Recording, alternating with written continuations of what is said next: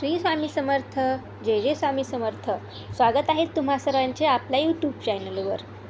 तर तुम्ही रोज देवांची पूजा करता, देवांना त्यांचा आवडता असा नैवेद्य दाखवता, परंतु एखाद्या दिवशी घाई गडबडीमध्ये जर तुम्हाला देवाला नैवेद्य दाखवणे जमले नाही, तर तुम्ही देवाला रोज न चुकता नित्यनियमाने साखर मात्र जरूर अर्पण करता. म्हणजे साखरेचा नैवेद्य मात्र सर्वच जण हमखास देवाला दाखवत असतात.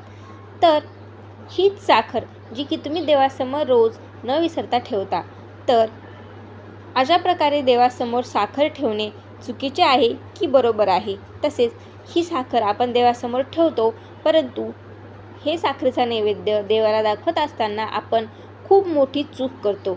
आता ती चूक नेमकी कोणती करतो आणि तुम्हीही ही एक चूक करता का?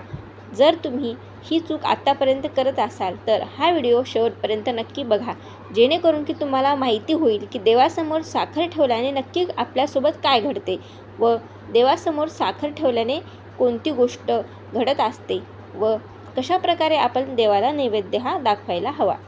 आता बऱ्याचशा महिला व पुरुष वर्ग सकाळी देवांची अगदी मनोभावे मनापासून सेवा करतात. कोणत्याही प्रकारची पूजेमध्ये कमी करत नाहीत. सर्व गोष्टी अतिशय वेळेवर आणि न चुकता नित्यनियमाने रोज करत असतात. तसेच रोज देवासमोर आपण साखर देखील ठेवत असतो. आता प्रत्येक गोष्टी ह्या वेळेची वेळी व्हायलाच हव्यात. प्रत्येक गोष्टी ह्या देवासमोर आपण ज्या ठेवतो त्या वेळेची वेळी बदलल्याही जायला हव्यात. तसेच त्यांचा योग्य ठिकाणी योग्य जागेवर वापर देखील व्हायला हवा. आता आपण देवाची देवपूजा झाल्याच्या नंतर त्यांच्यासमोर जी साखर ठेवत असतो, ती साखर आपण देवाला नैवेद्य म्हणून अर्पण करत असतो. आता ती साखर आपण दिवसभर तशीच देवासमोर ठेवतो व दुसऱ्या दिवशी ती साखर आपण निर्माल्यामध्ये किंवा मग जे काही पाणी असतं देवपूजेचं केलेलं त्याच्यामध्ये नंतर आपण ती विसर्जित करून टाकतो. इथे सर्वात मोठी चूक ही आपल्याकडून होत असते. आता जर तुम्ही एखादी गोष्ट देवाला अर्पण केली तर तो देवाचा नैवेद्य आपण नक्कीच ग्रहण करायला हवा. म्हणजे जर तुम्ही देवाला एखादी गोष्ट दिली, समजा नैवेद्य दाखवला, तर तो नैवेद्य आपण नंतर गाईला खाऊ घालतो किंवा मग घरातल्याच व्यक्तींना मध्ये आपण तो वाटून घेतो. म्हणजे देवाचा प्रसाद म्हणून आपण तो ग्रहण करायला हवा. तरच त्या देवाला अर्पण केलेल्या नैवेद्याचा किंवा त्या नैवेद्याचे फळ हे आपल्याला मिळत असते. त्यामुळे जर तुम्ही रोज देवासमोर साखर ठेवत असाल, परंतु ती साखर देवासमोर तशीच राहत असेल, तशीच ती पाण्यामध्ये किंवा निर्माल्यामध्ये जात असेल, तर त्याचा काहीही एक उपयोग तुम्हाला होणार नाही किंवा त्यामुळे तुम्ही जी काही देवपूजा केली, जी काही तुम्ही नित्यनियमाने सेवा केली, त्याचे देखील फळ कुठेतरी तुम्हाला मिळणार नाही.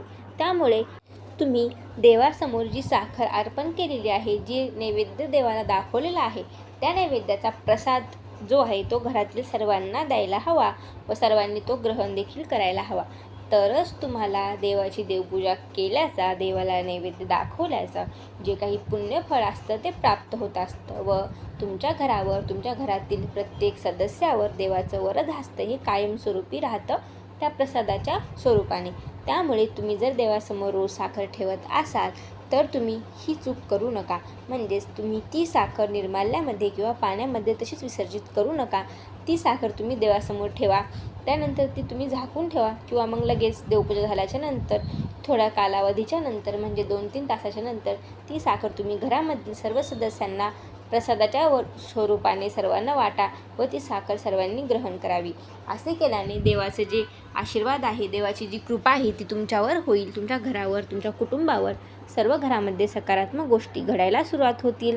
जर तुम्ही कोणताही नैवेद्य देवाला दाखवणार असाल तर तो नैवेद्य आपण नंतर प्रसाद म्हणून ग्रहण करायला हवा. तरच तुम्हाला ते नैवेद्य दाखवल्याचं फळ मिळतं. ती पूजा केलेली ही पूजा संपूर्ण होते असे मानतात. आता आपण घरामध्ये सत्यनारायणाची पूजा करत असतो, त्यावेळेला आपण सत्यनारायणाच्या पूजेसाठी जो रवा बनवलेला असतो, जे काही आपण पंचामृत बनवलेलं असतं, तो आपण देवाला ज्या वेळेला नैवेद्य अर्पण करतो त्यानंतर तो नैवेद्य आपण तसाच ठेवतो का? नाही.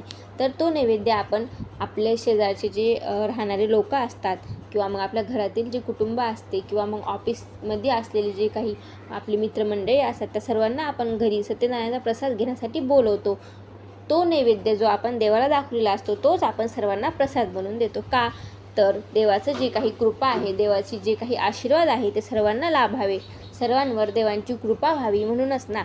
तर तशाच प्रकारे जर तुम्ही रोज देवपूजा करत असाल तर नक्कीच तुम्ही रोज देवाला नैवेद्य दाखवता व त्या नैवेद्याचे जे काही प्रसादामध्ये रूपांतर होते तो प्रसाद तुम्ही सर्वांनी ग्रहण केला तरच तुम्हाला त्याचा काही फायदा होईल किंवा मग त्या देवपूजेचे काहीतरी फळ तुम्हाला मिळेल. नाहीतर जर तुम्ही ते प्रसाद तसाच ठेवला, म्हणजे तो नैवेद्य तसाच ठेवला आणि तसाच निर्माल्यामध्ये टाकून दिला तर त्याचा काही एक फायदा, त्या पूजेचा, त्या रोज केलेल्या देवपूजेचा कोणताही उपयोग, कोणतेही फळ तुम्हाला मिळणार नाही. उलट ज्या प्रकारे तुम्ही देवाच्या नैवेद्याचा अपमान केल्यासारखा होईल.